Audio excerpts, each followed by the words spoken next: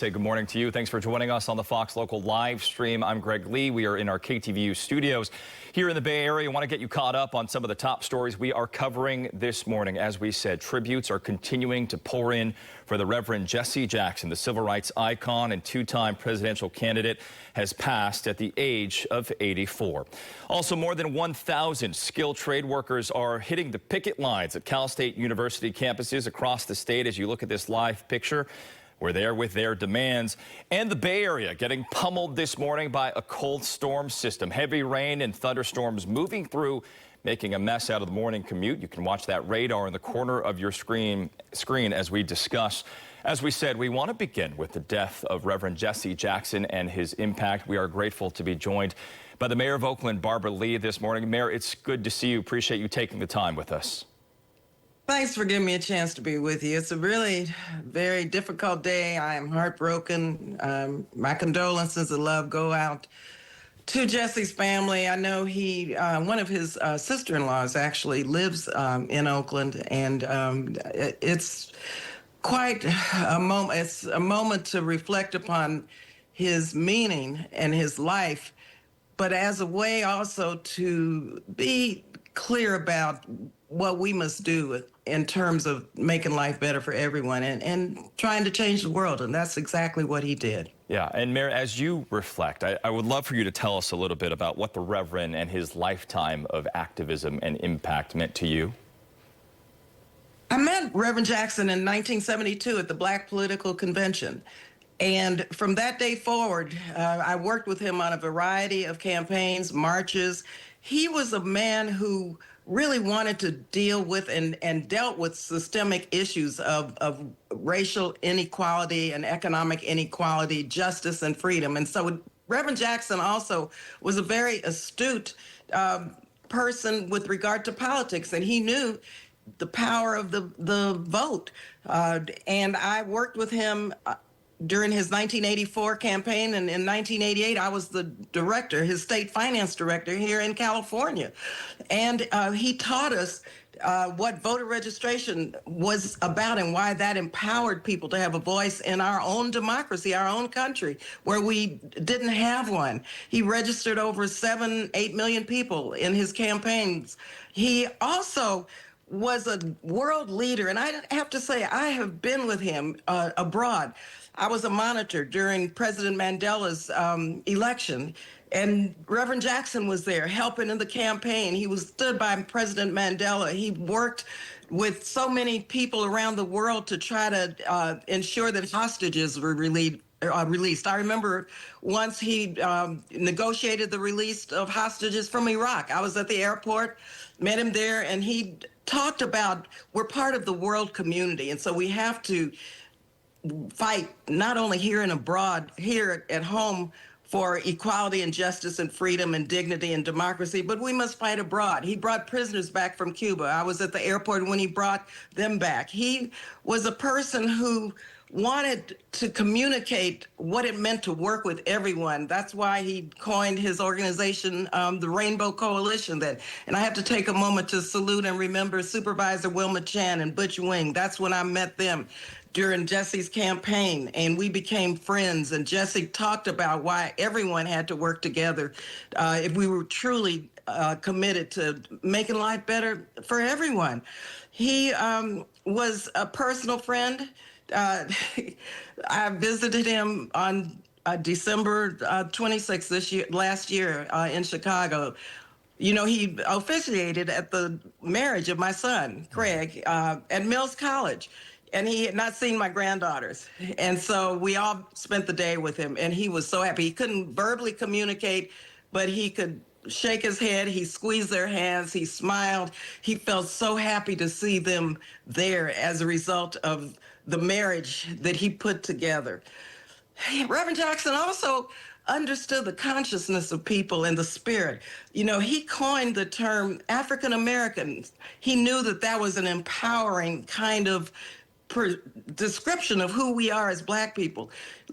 Keep hope alive. You know, oftentimes, and I talk about Reverend Jackson now to people who are really feeling down and despondent about what's taking place in our country. Jessie said, no, we keep hope alive. Constantly, he said that. He also reminded us that we were somebody. I am somebody. You know, given the history of oppression and racism and lynchings and discrimination in America, he understood what African Americans needed and wanted to feel part of this democracy. So he, on many levels, he connected with so many people, and he was truly a world leader also. And for that, I'm deeply grateful. I'm grateful for his friendship. I knew his time wasn't long on this earth, and spending the day with him in December is what I will always remember as a human being who cared for him, who loved him, who he loved me as a human being.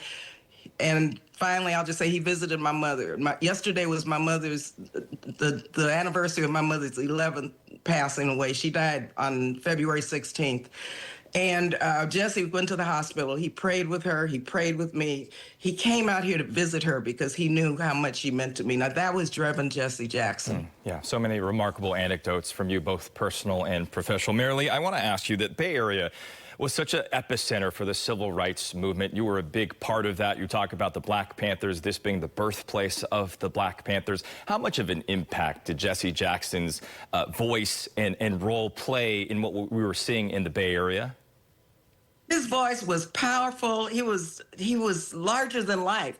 He came here quite often, and as I said, his campaign, he worked with the clergy, especially in terms of preaching. He was a great preacher. He visited, and I'll never forget this, Evergreen Baptist Church. And when I visited him in December, this was during his campaign, he brought the Black clergy together and people who cared about his campaign, and he preached, and he was the guest preacher that night. And in December, this shows you how powerful he was in the Bay Area. Reverend Jackson had a hard time communicating with his illness, but I was reflecting with him on his time in the Bay Area, and I said, you remember Evergreen Baptist Church? And he blurted out, yes, Reverend J.L. Richardson. When he could not verbalize a lot, but he remembered Reverend J.L. Richardson and Evergreen, and he said Oakland, California. He was everywhere. We kicked off one of his youth initiatives here in East Oakland. He cared about young people and making sure they had opportunities so they wouldn't end up in a world of crime. And so he started his renewal of an organization to help young people get through school and find jobs, and what our responsibility was here in the East Bay to do that and to help them. And so he made a major impact, not only politically, but with young people in the day when he was coming here quite frequently, and with the clergy. Mayor, when you speak about politically the impact of Jessie Jackson, President Obama put out a message a short time ago saying that the Reverend laid the foundation for my own campaign to the highest office of the land. How did he really lay the framework for the nation's first Black president? You know, he did, because he ran, well, first of all, Shirley Chisholm, of course, in 1972 ran when Shirley paved the way, and Jessie acknowledged that. For him to run in 1984 and then in 1988, he broke through. And, you know, Reverend Jackson not only organized and received votes from the Black community, he had a rainbow coalition of votes, working men and women, people who were low income, people who cared about democracy. So he showed President Obama what coalition politics was all about.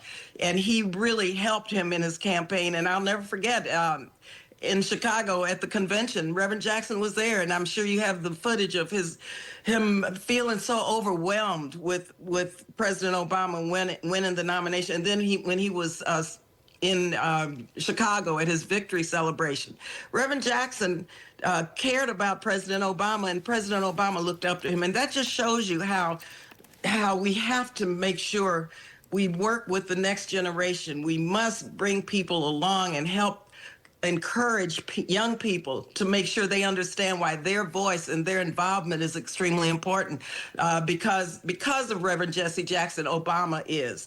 And that's honest to God, that's the truth. And I've been with President Obama and Reverend Jackson together, and it's quite an interaction that they had, and quite a magnificent love that they had personally for each other. Mayor, finally here, who carries the torch of Jesse Jackson? And moving forward, what do you tell young people about what they can learn from his incredible body of work? I tell young people they all carry the torch of Reverend Jesse Jackson, and that's the point. Reverend Jackson wanted to empower people to carry that torch. He was a leader, but he was a servant leader, as as Jesse Jr. Said this morning.